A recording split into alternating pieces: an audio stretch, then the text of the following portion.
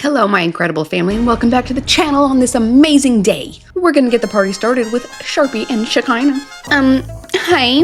It's been a few months since my nose surgery, and I am so in love with my new nose, and Sharpie likes it too.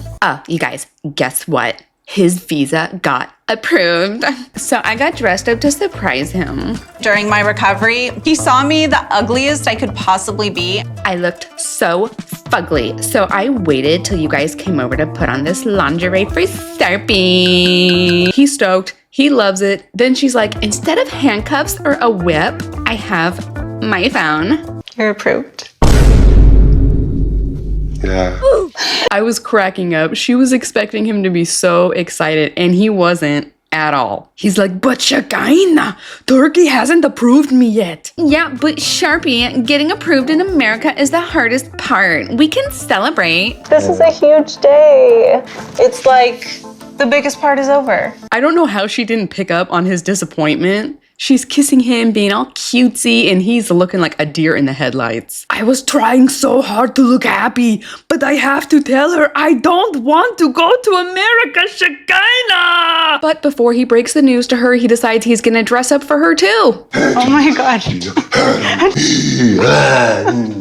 What the hell? What is happening right now? It's the next day, and Sharpie is meeting up with Becky at a tuxedo shop because he wants to propose to Shekinah. I'm planning to make a great proposal, and then the wedding ceremony. Becky's like, are you sure that you want to do this? You had such a terrible experience before. And I was like, huh? Sarper's been married before? Why are we learning about this now? I didn't feel anything to her, to be honest.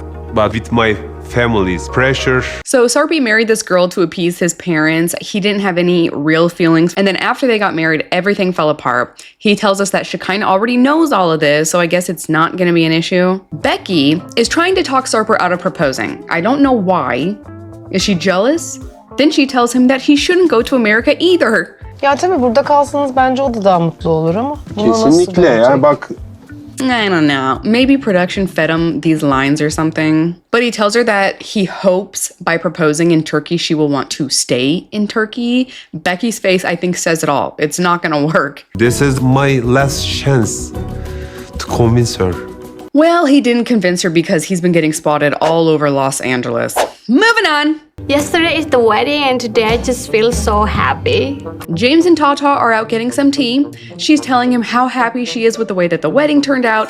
And he says, yes, I agree. It was one of the most magical times of my life. But guess what? We still haven't figured out how we're going to survive here. We have to go back. James tells us that the cost of the wedding drained the rest of their savings account, so they don't have a choice. I don't want to go back, James.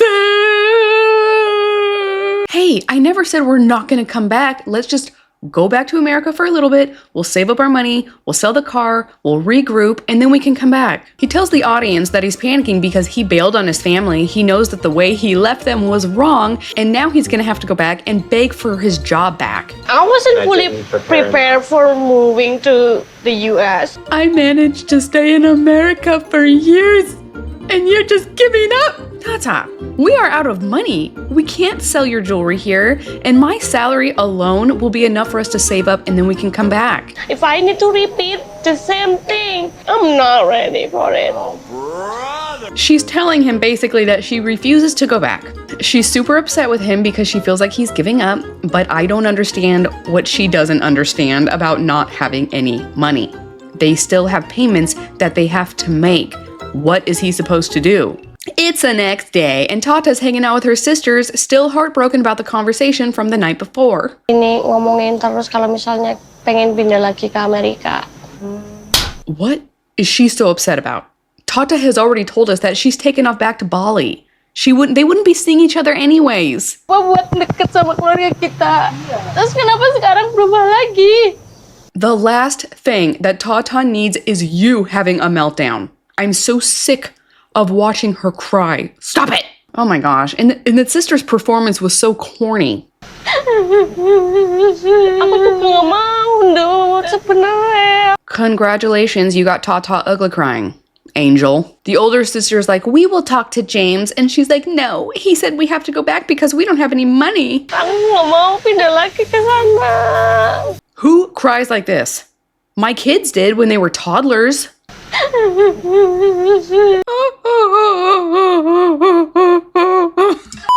Then they embrace and cry all over each other's hair. Tata is torn. She doesn't want to be separated from James, but she also doesn't want to be away from her family.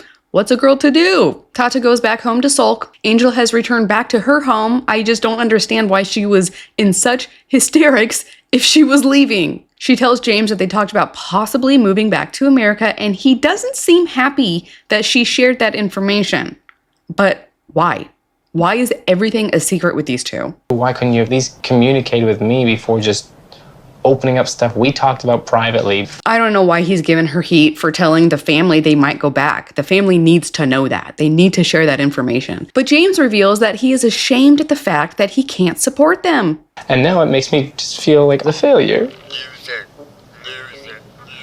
James is crying. I can kind of see both of their points of view. I am just so sick of seeing these two cry. I remember in 4th grade, there was this girl who cried almost every single day over something really stupid. By the end of the year, everybody was so apathetic towards her fits. Nobody cared. Nobody wanted to help her. Everyone was just so annoyed. And that's how I feel watching these two. I'm sorry. I'm just scared I'm gonna be alone again in America. You're making it sound like I want to hurt you, Tata. I don't want you to be alone. That's the whole reason we came here, because you wanted to. How long am I gonna be there? How long am I gonna see my family again?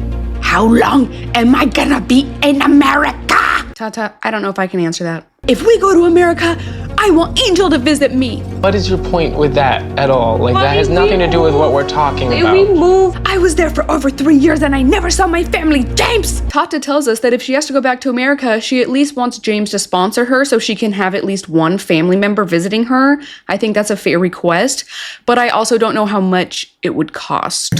Apparently now you're making plans for other people to come visit to somewhere you haven't even told me you're willing to go back to. And she's like, yeah, whatever. And she gets up and leaves. James is beside himself. He doesn't understand why she would be so hellbent on bringing Angel with him to America. He feels like she is prioritizing her sister over their own future. I have to find a place for us to live again. I have to figure out all those things first. Tata's mother finds her and starts comforting her. Meanwhile, James is alone in his room sobbing because he doesn't know if Tata will be willing to come back to America with him. Is my wife going to follow me if we have to go back to the United States? Oh, these poor, stupid children. Moving on! We're with nobody's favorite lesbians again. I don't know what's going on in her head, and I really wish I knew. In the last episode, Statler was struggling to do her job within the confines of the van, and Dempsey spent the day up the mountain. I don't know what city or country they are in right now. If they said it, I can't remember, but in preparation for their stay at this location, Statler bought them some train tickets because apparently this is like a hot tourist attraction. I don't think this is the train ride we were expecting to get on. Definitely not the train. Okay, so Statler had planned on them getting on like this really cool, authentic train, and instead it's just like this little cart. It might as well be a toy. It's like something that you would see at a mall. The girls are both disappointed with this experience, but instead of being negative, they're just making fun of their participation on this ride. Statler tells Dempsey that she appreciates this little excursion before she has to hunker down and work for a month straight. It does suck staying in 10 hours while you can go out and really see stuff. I do get a bit jealous. Dempsey, we agreed that if I would be working, you would maintain the van. And Dempsey's like, yeah, yeah. I'll clean and I'll cook, but like, if you need to order something off the internet, why can't you do it? But like, if you have all day, you know, why wouldn't you do it? I can understand both of their perspectives on this. It's not hard to order crap off of Amazon, but also, if you've chosen to be the stay-at-home partner, expect to help. It's really annoying that you won't just like do it, so yeah, I'll do it. And I'll have that extra stress as well. What do you mean extra stress? What stress do you have, Dempsey? Making sure the van has gas? What? What are you doing that is so draining? I don't think she sees how much energy and how much work I've had to put into the van. Okay, I hear you. But what about Statler? This isn't easy for her either. She's not used to this nomadic life. She has mental and emotional hurdles that you don't have to deal with. Is it too much to ask for you to hop onto your stupid Amazon and get the supplies that she needs. But then this makes me wonder, if they do order stuff off Amazon, how do they get it? Do they have to stay parked until they receive it? Nitpicks at me for like the smallest things. Yes, I'm easygoing, but I have feelings. I'm in a pickle with these two. I don't think that they're meant to be together. They're very different while also being independent and passionate. I don't want you to feel like resentful about it. Like it just seems fair to me. Okay. In this instance, I don't think Statler has any malicious intent. I don't think she's trying to control or manipulate or anything. She's just asking for a hand. And if Dempsey is the one who has all of this experience traveling and living this nomadic lifestyle, I wish she would be more gracious and patient with Statler. This lifestyle change is a huge adjustment, and I haven't been diagnosed with autism or any neuron whatever, but I would imagine I would have a very hard time transitioning to that life. I just don't see the same level of patience or understanding from Dempsey. I want to feel like things are equal between us. Okay, and how are they? How do you feel that they're not? Because I don't have a job? No, that's not it. I just want you to support me. Maybe I just don't have enough for you.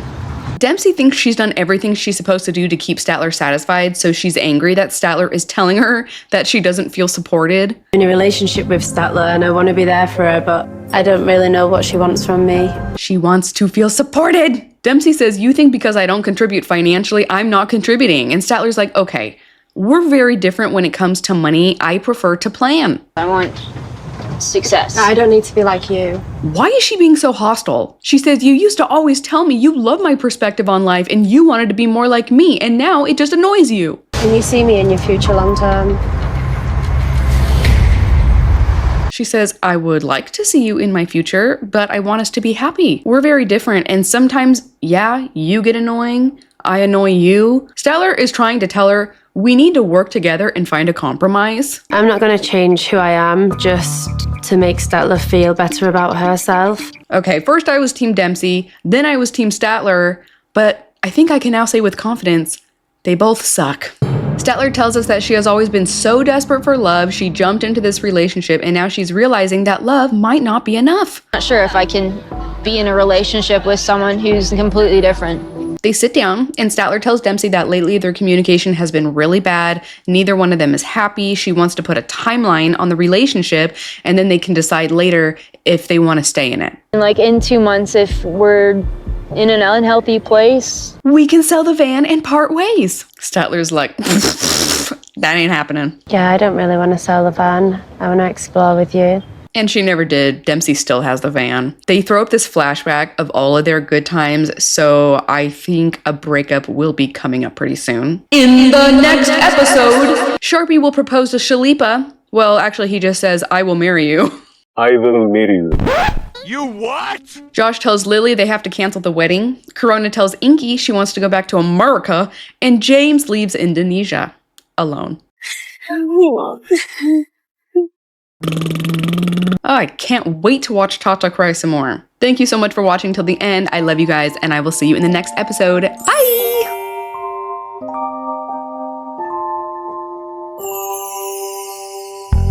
Wanna make you happy and then she goes 나만 혼자 남겨뒀어 대화가 필요해 너 먼저